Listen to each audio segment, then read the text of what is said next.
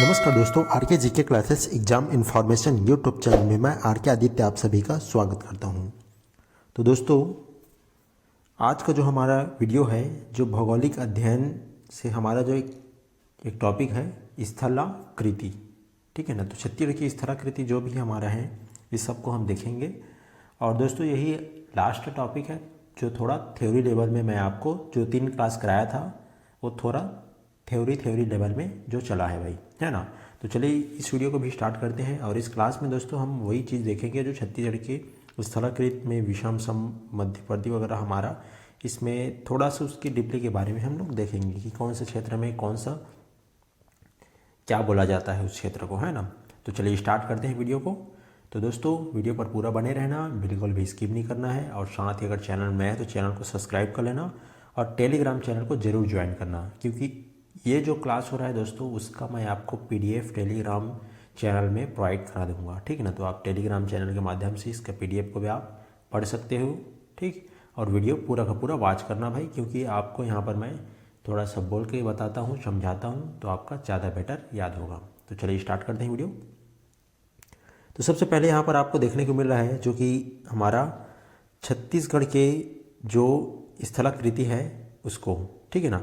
तो चलिए हम स्टार्ट करते हैं। इसमें देखिए, छत्तीसगढ़ प्रदेश स्थलीकृति दृष्टि से विषम है। इसका मध्यवर्तीय भाग मैदानी और शेष भाग पठारीय है। अतः इसमें स्थलाकृति जो होती है दोस्तों, ठीक ना, कि दृष्टि से मैदान पर एवं पठारी क्षेत्र में विभाजित किया जा सकता है।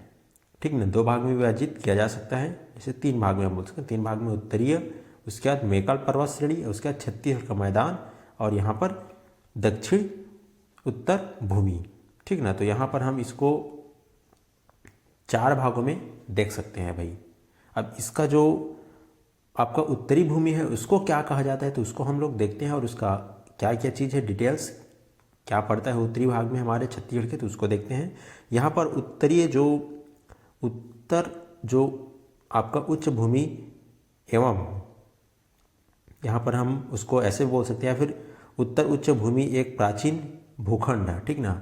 भूखंड मतलब ऊपर साइड वाला, जो आप जिससे के अंतर्गत उत्तर में जो सरगुजा रायगढ़ पठार, ठीक ना, सरगुजा रायगढ़ पठार जो पठार है उसके अंतर्गत देवगढ़ उच्च भूमि रायगढ़ का पठार, ठीक ना, मैनपाट जो कि 1152 मीटर, ठीक ना, छुरी की जो उदय छुरी की पहाड़ी बोलते हैं ना, वो है भाई, है ना, छुरी की पहाड़ियाँ जो कि 300 से 1000 मीटर, और सरगुजा बेसिन, हसदेव बेसिन तथा पेंड्री लोरमी पठार सम्मिलित है। इस क्षेत्र में कोयला के निरपेक्ष अधिक पाए जाते हैं।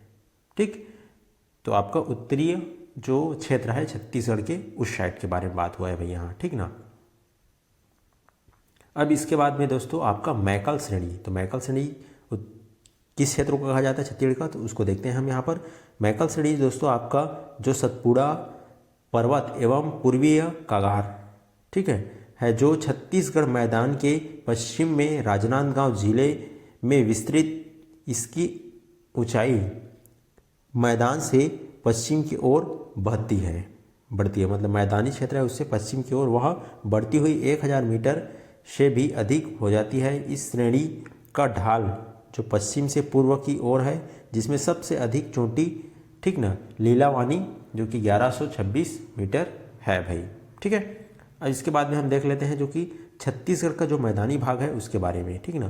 तो छत्तीसगढ़ के जो मैदान है जो कि कौन कौन से क्षेत्र में है, तो छत्तीसगढ़ का मैदान का अर्थ है बेसिन क्षेत्र। ठीक ना। छत्तीसगढ़ के बेसिन क्षेत्र अथवा महानदी बेसिन लगभग 32 वर्ग हजार, आपका जो 32,000 वर्ग मीटर किलोमीटर क्षेत्र में विस्तृत है।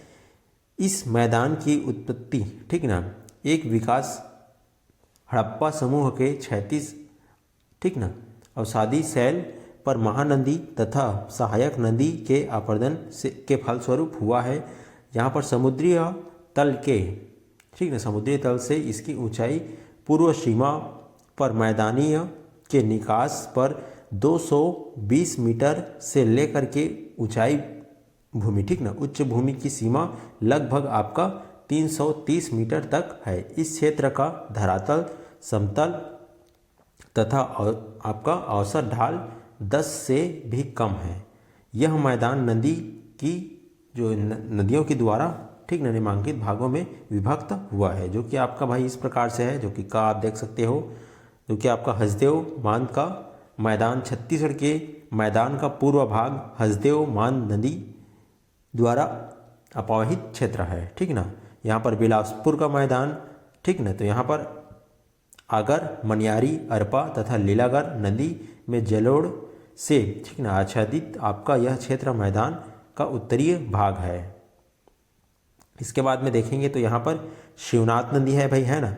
शिवनाथ नदी आपका जो शिवनाथ पार मैदान बोलते हैं जिसको हम लोग, है ना, तो इसका यह क्षेत्र शिवनाथ नदी के पश्चिम में स्थित है तथा मैकल श्रेणी से निकलने वाली अमेनर ठीक ना अमेनर हार यहाँ पर सुही इत्यादि सुरही ठीक ना सुरही इत्यादि नदी में अपवाहित है। इस नदी में मैकल के दक्कन ट्रैप की काली मिट्टी को बहाकर इस क्षेत्र में जमा किया है। ठीक ना, महानदी शिवनाथ नदी और दोआब, तो यह मैदान का दक्षिण मध्यवर्तीय भाग है। इसके मध्य से होकर खारून नदी बहती है। ठीक ना, महानदी पार क्षेत्र, यह महानदी के पूर्व में स्थित यह एक सकरा क्षेत्र है जो महानदी तथा उसकी पूर्व सहायक नदी द्वारा निर्मित है। यहाँ पर आपको आगे हम बताते हैं जो कि आपका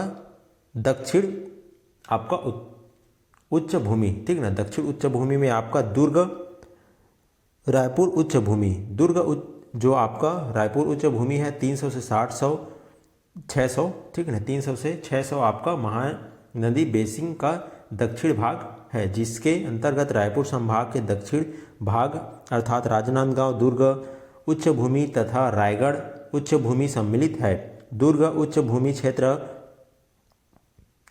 में आपका जो लौह अयस्क का समृद्धि क्षेत्र है, जहाँ स्थित जो राजहारा की लौह अयस्क खदानों से भिलाई इस्पात संयंत्र लौह अयस्क की आपूर्ति की जाती है। यह उच्च भूमि दक्षिण के क्रमशः बस्तर के पठार दंडकारण्य में मिल जाती है। ठीक है, चलिए आगे देख लेते हैं भाई, जो कि आपका दंडकारण्य का जो पठार है इससे संबंधित है।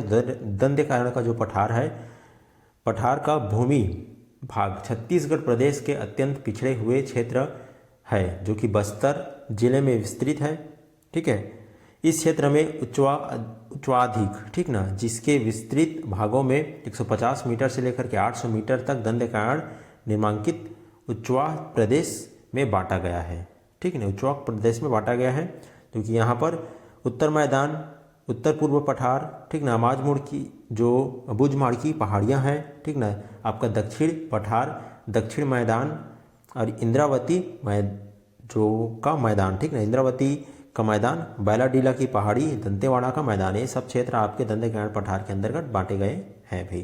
तो अच्छे से याद कर लेना, इंपॉर्टेंट चीज़ है वो। ठीक ना, अब यहाँ पर उत्तरी भाग के बारे में बात कर लेते हैं। उत्तरी मैदान में तो दंडकारण्य का उत्तरी मैदान ठीक ना, परलकोट है ठीक ना, प्रतापपुर है, कोयला बेड़ा है ठीक ना, अंतागढ़ है, कांकेर के जो कांकेर रेखा तथा यहाँ पर 25 किलोमीटर चौड़ाई विस्तृत है, जिसकी ऊंचाई 300 से 500 मीटर के बीच है, जो मुख्यतः ग्रेनाइट तथा नीसन सेल से निर्मित है। अब यहाँ पर उत्तरी पूर्व पठार में देखेंगे दोस्तों, तो यहाँ पर दंडकारण्य उत्तरी पूर्वी पठार मुख्य कोंडागांव तथा जगदलपुर में विस्तृत है। जगदलपुर से दक्षिण पश्चिम में यह पठार क्रमशः तुलसी डोंगी तथा यहाँ पर टंगरी डोंगरी की पहाड़ी तथा विस्तृत है, जहाँ इसकी ऊंचाई 800 मीटर के लगभग है भाई। ओके, चलिए आगे बात कर लेते हैं हम। अबूझमाड़ की पहाड़ियाँ, जो कि आपका दंडकारण्य के माध्यम पश्चिम भाग में अबूझमाड़ की पहाड़ी विस्तृत है, जिसका अधिकांश भाग नारायणपुर के दक्षिण पश्चिम भाग में पाया जाता है तथा शेष भाग दक्षिण की ओर बीजापुर की उत्तरी पट्टी ठीक ना, नारायणपुर से दक्षिण की ओर इस पहाड़ी क्षेत्र का लगभग 100 मीटर तथा चौड़ी 60 किलोमीटर ही है भाई, है ना, 100 किलोमीटर तथा आपका चौड़ाई कितना है, तो 60 किलोमीटर। अमुज मार्ग का आपका जो स्थानीय उच्चवाक आपका 150 से 300 मीटर के मध्य है भाई, ठीक ना। दंतेवाड़ा पठार जो आपका दंतेवाड़ा अधिकांश भाग बीजापुर तथा कोटला के उत्तरीय भाग में दक्षिण पठार विस्तृत है, जो सामान्यतः 300 से 600 मीटर ऊंचाई है। इस पठार के दक्षिण पूर्व किनारे पर, ठीक ना, आपका टिकनापल्ली पहाड़ है, ठीक। चलिए आगे बात कर लेते हैं भाई हम। अब इसमें थोड़ा सा और बचा है आपका, जो कि दक्षिण मैदान, ठीक ना। दक्षिण मैदान में दंतेवाड़ा क्षेत्र, ठीक ना, गोदावरी तथा उसकी सहायक जो आपका सबरी नदी का मैदान है, जहां मैदान इस प्रदेश में दक्षिण सीमा से उत्तरी की ओर दक्षिण पठार तथा उत्तर पूर्व पठार एवं विस्तृत है। इस मैदान की ऊंचाई लगभग 150 से 130 मीटर के मध्य है, जिसकी चौड़ाई 25 किलोमीटर की है। अब देखते हैं इंद्रावती का मैदान, ठीक ना। तो इंद्रावती में दंतेवाड़ा के उत्तर पूर्व पठार का जगदलपुर स्थित विस्तृत भाग, यहाँ पर कडप्पा शैल की 36 परतों के निर्मित समतल भूमि है, जिससे इंद्रावती का मैदान कहा जाता है। इंद्रावती नदी का मैदान में पूर्व से पश्चिम की ओर बहती है। इस क्षेत्र की समुद्री तल से 300, यहाँ पर 600 ऊंचाई क्या है भाई, 600 मीटर है समुद्री तल से, ठीक। चलिए आगे देख लेते हैं, जो कि बैलाडीला, ठीक ना। तो बैलाडीला की पहाड़ी दंतेवाड़ा तहसील की पश्चिम सीमा बैलाडीला की पहाड़ी उत्तरी दक्षिण दिशा में विस्तृत है, जिसकी ऊंचाई भाई आपको समुद्री तल से 1200 मीटर तक है। इस क्षेत्र में लौह अयस्क का निरपेक्ष प्रचुर मात्रा में उपलब्ध है। दंतेवाड़ा का मैदान दक्षिण पठार उत्तरीय पूर्व भाग दंतेवाड़ा तहसील के नीचे होकर मैदानी हो गई है। इसे दंतेवाड़ा का मैदान कहा जाता है, ठीक है ना। तो इस प्रकार से हमने जो छत्तीसगढ़ के भाई चारों प्रकार हमने देखे हैं, चारों क्षेत्र को हम लोग 4 भाग में बटा है, उस सभी को देख चुके हैं, ठीक है। और इतना भी दोस्तों, आपका जो पुलिस भर्ती का जितना भी क्वेश्चन आएगा आपका भूगोल से संबंधित, छत्तीसगढ़ के जो भूगोल है, जो आपके सीजी से भूगोल से संबंधित क्वेश्चन आ जाएंगे भाई, तो इतना में वह कवर हो जाएगा, ठीक है। और जैसे कि मेरे को लगेगा कि ज़रूरत पड़ेगा तो उस समय हम और वीडियो बना देंगे और इसमें हम उसको अपलोड कर देंगे भाई, ठीक है। और आगे जो क्लास आएगा अभी दोस्तों, वह आपका जो इतिहास है, तो इतिहास का क्लास आएगा दोस्तों जी को, जो कि क्लास 1 से हम उसको भी स्टार्ट करेंगे। पूरा का पूरा ये पूरा ट्रैक बनेगा दोस्तों। कम से कम इसमें हम लोग 1000 वीडियो से ऊपर अपलोड होगा, 1000 क्लास, ठीक ना। 1000 क्लास हो जाएगा आपका, जो कि मेरे ख्याल से उतना बहुत ज़्यादा है, 1000 तो नहीं है, लेकिन 500 से 700 क्लास लेंगे, जिसमें पुलिस भर्ती का पूरा तैयारी आपका हो जाएगा, जिसमें मैथ्स वगैरह हर एक चीज़ आ जाएगा, ठीक है। तो आप कंटिन्यू बने रहना। तो बस दोस्तों, आप जितना आप कंटिन्यू मेरे चैनल में रहोगे उतना ही फ़ायदा रहेगा आपको, ठीक है। टेलीग्राम चैनल को भी ज्वाइन करके रखना। और हम कल से जो क्लास लेके आएंगे भाई, वह इतिहास का क्लास रहेगा, जो कि छत्तीसगढ़ का इतिहास रहेगा, और बहुत बारीकियों से उसको भी हम लोग अध्ययन करेंगे। 1 लाइन फैक्ट में भी करेंगे और थोड़ा थोड़ा थ्योरी पोर्शन में भी करेंगे, ठीक है। साथ ही दोस्तों, आप कहीं से भी पढ़ रहे हैं, पढ़ते रहिए वहाँ से भी, और यहाँ भी आकर के आप थोड़ा सा रिवीजन कर लीजिए, क्योंकि हर जगह आपको कुछ नया नया चीज़ सीखने को मिलेगा, और वही नया चीज़ ही पेपर में आता है दोस्तों, आप इतना मान के चलिए, ठीक है। तो चलिए भाई, मिलते हैं नेक्स्ट वीडियो में, तब तक के लिए जय हिंद, वंदे मातरम।